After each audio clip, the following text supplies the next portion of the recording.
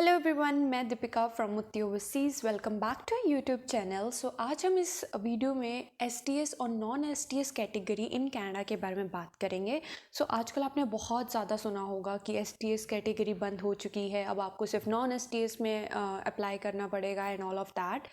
क्योंकि ये जो कनाडा गवर्नमेंट ने डिसीजन लिया दैट वो बहुत ज़्यादा मेजर रोल करता है in the processing of a students file. अब आज हम इस वीडियो में बात करेंगे एसटीएस कैटेगरी होती क्या है, फिर नॉन एसटीएस कैटेगरी क्या होती है और दोनों का उसको बंद क्यों करा गया था और अब इसको क्यों बंद करा जा रहा है। दोनों के रीजंस हम के बारे में बात करेंगे। ये वीडियो एंड तक ज़रूर देखिएगा।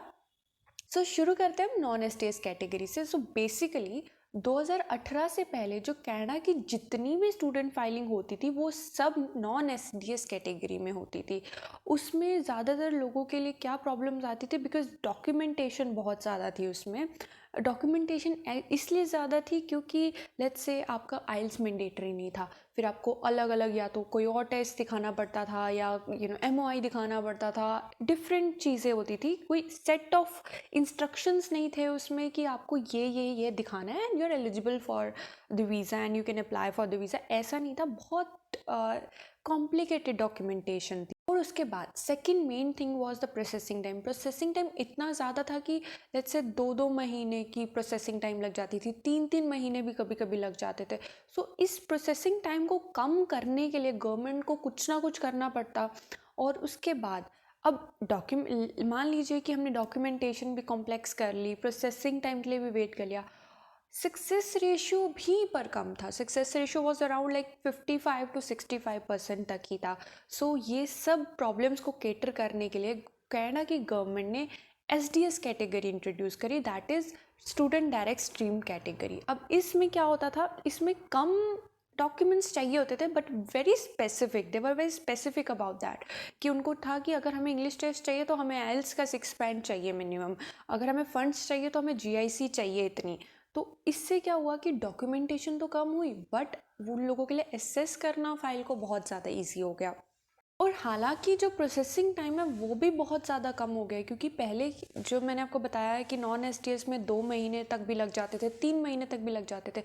बट जब एसटीएस कैटेगरी आई तो बहुत लोगों ने ये चेंज देखा। सबसे बड़ा वॉज कि विद इन 20 to 30 days आपका वीज़ा आ रहा था। और उससे बड़ी बात, कई लोगों का तो 2-2 3-3 दिन में भी वीज़ा के रिस्पॉन्स आया हुआ है। तो इसलिए ये category was very well efficient, बच्चों के लिए भी और गवर्नमेंट के लिए भी। और यहाँ तक कि इसका सक्सेस रेशियो भी बहुत ज़्यादा था, लाइक 85 to 95% तक वीज़ा आ जाते थे बच्चों के। तो इस वजह से ये बहुत बड़ा हिट था फॉर इंटरनेशनल स्टूडेंट्स, स्पेसिफिकली उन कंट्रीज़ के लिए, इंडिया, पाकिस्तान, चाइना, ऐसी कंट्रीज़ के लिए जो कि इस चीज़ में सिलेक्टेड थी। अब कनाडा ने 8 नवंबर 2024 को ये अनाउंस करा कि वो अपना एसटीएस कैटेगरी बिल्कुल बंद कर रहे हैं। वो उन्होंने ये ग्राउंड्स दिया है कि हमें फेयर अपॉर्चुनिटी देनी थी और हमें जहाँ तक लगता है कि उनको डाइवर्सिटी भी चाहिए, बिकॉज वहाँ पे ज़्यादातर मोस्टली इंडियंस, पाकिस्तानीज, स्पेसिफिक जगह के लोग हो गए। अब उनको डाइवर्सिटी भी बढ़ानी है अपने देश। और रही बात जिन्होंने ऑलरेडी एसटीएस कैटेगरी में अप्लाई कर रखा है बिफोर 8 नवंबर, इसमें ये लिखा हुआ है कि आपकी प्रोफाइल्स के लिए कोई भी प्रॉब्लम नहीं है। अगर आपने ऑलरेडी अप्लाई करा है तो then it's fine, but yes 8 November के बाद आप नहीं कर सकते अब एसटीएस कैटेगरी में अप्लाई।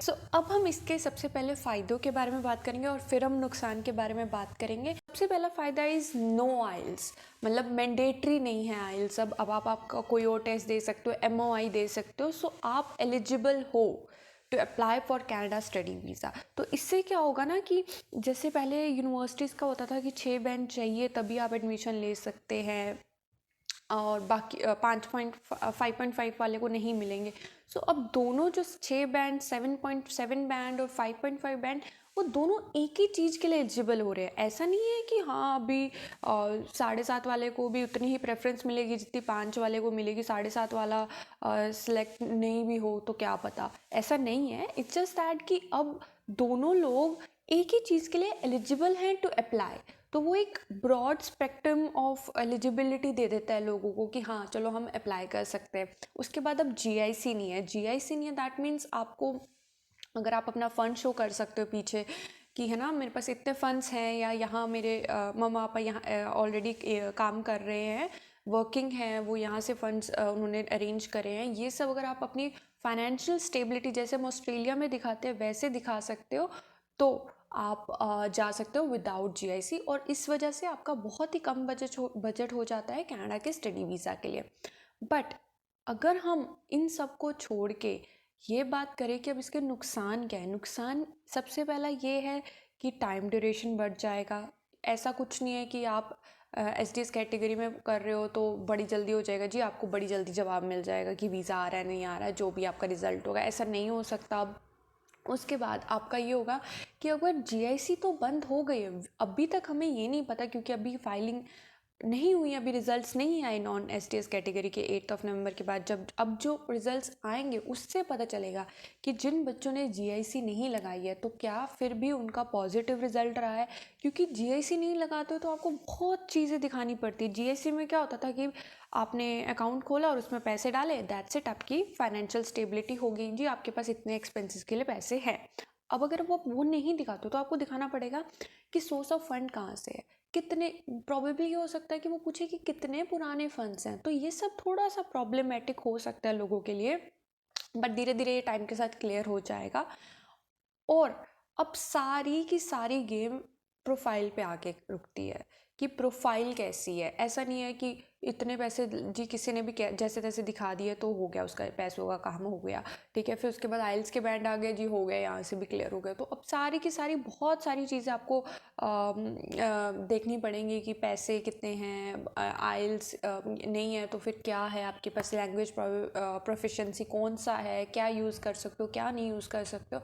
सो धीरे धीरे हमें इस चीज़ पे बहुत क्लैरिटी मिलेगी। सो आई होप कि अभी तक आपको थोड़ी बहुत क्लैरिटी मिली होगी कि ये इन सो आई रियली होप कि आपको अभी तक थोड़ी बहुत क्लैरिटी मिली होगी कि एक्चुअली इन दोनों में डिफरेंस क्या है और फ़ायदा और नुकसान क्या है।